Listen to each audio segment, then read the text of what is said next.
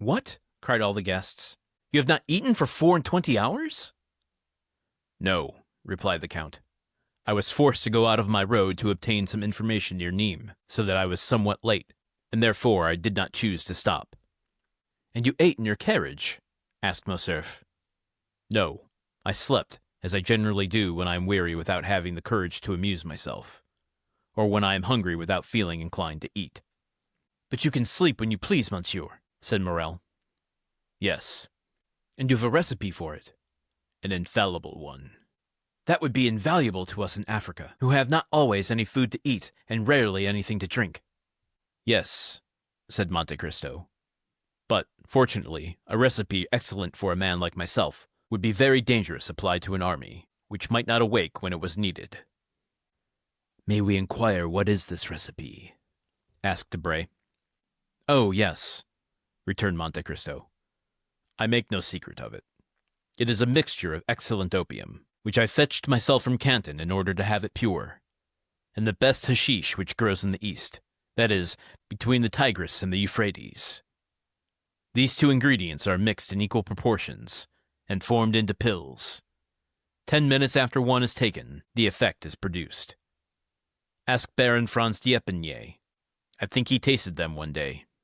Yes, replied Morcerf. He said something about it to me. But, said Beauchamp, who, as became a journalist, was very incredulous, you always carry this drug about you? Always. Would it be an indiscretion to ask to see those precious pills? Continued Beauchamp, hoping to take him at a disadvantage. No, monsieur, returned the Count, and he drew from his pocket a marvelous casket, formed out of a single emerald, and closed by a golden lid which unscrewed and gave passage to a small greenish-colored pellet about the size of a pea. This ball had an acrid and penetrating odor.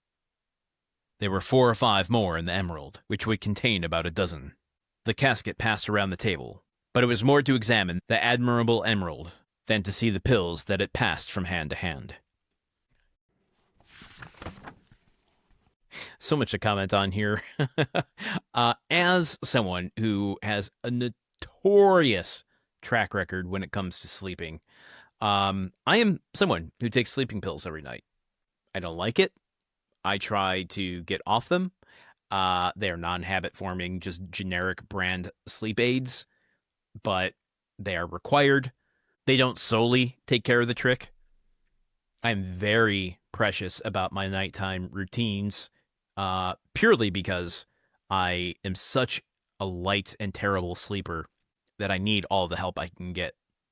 No screens after 9 p.m., winding down from 9 to 11, roughly, reading a book, breathing exercises, cleaning up for the day, doing a meditation to make sure my brain isn't worrying as I'm trying to fall asleep, go from regular light to dim light to red light to sleep, keeping the room cool, my body propped in the right way. And even then, folks, it's a crapshoot whether or not I actually fall asleep. I have exploding head syndrome, which affects me maybe every other day. I have a cat who loves to get into things. She's sitting right here, sleeping like a cutie, trying to prove me otherwise, but any sound she makes that is out of the normal has me up. Shadow people, nightmares, overheating, just general discomfort from being overweight and having a achy middle-aged body, heartburn, you name it, man. I suck at sleeping. All of that to say, Dante, share them pills, man. I want a pill. I want one of them. I want them green stinky pills to help me sleep. Please, please, please. But Dante continuing his, I don't know. I don't even know the right word for it exactly. He's just seeking any opportunity in which to, I use the term razzle dazzle a lot, but like he's talking about the sleeping pills, right?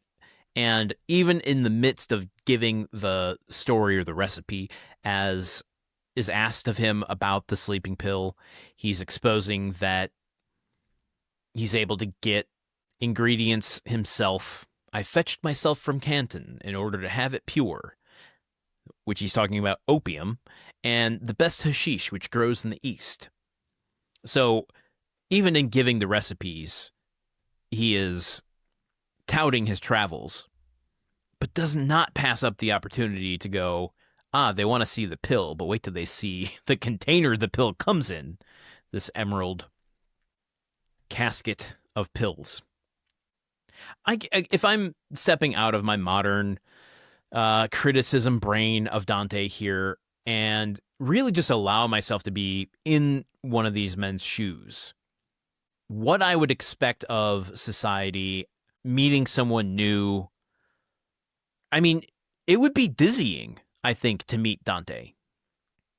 Comes in the door unassuming, supplicating himself to Albert touting his reputation before he arrives, and then coming in and not only like not willing to refute his reputation, but somehow in being humble about it, enhances it all the more while deepening it with, the travels, the extent of where he's been and what he's brought back. The exotic nature of all of these places hits harder at this time too than it does today. I can't tell you how many stories of even close friends of mine coming back from Italy or Vietnam or these, Croatia, these wonderful places to go and visit, and just like, cool, I'm glad you had such a good time there, bud. Cool. It's just like, it doesn't dizzy the mind the way that it did back in the day. All of these new things, these coming together of cultures, was such a novel thing, even in 1838 when the story is set, that it's not just a status symbol, but it is tapping into the curiosity that I think the average person has about the world. And now I'm meeting someone who has had firsthand experience, not just someone who's read it in a book, but that can tell me himself. And look at this emerald.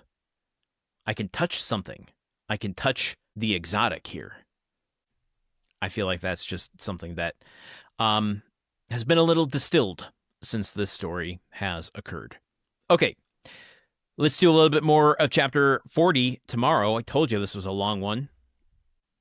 We still have 10 more episodes of chapter 40. So settle in and join me here tomorrow, won't you? Okay, goodbye. The Countdown of Monte Cristo is part of the Gruntwork Podcast Network. This show is produced, edited, and hosted by Landon Solano. The original text of The Count of Monte Cristo by Alexandre Dumas. Theme song by Magic Solo. If you want to support the show and others like it, visit patreon.com/gruntworkpod. Thank you for listening. See you tomorrow.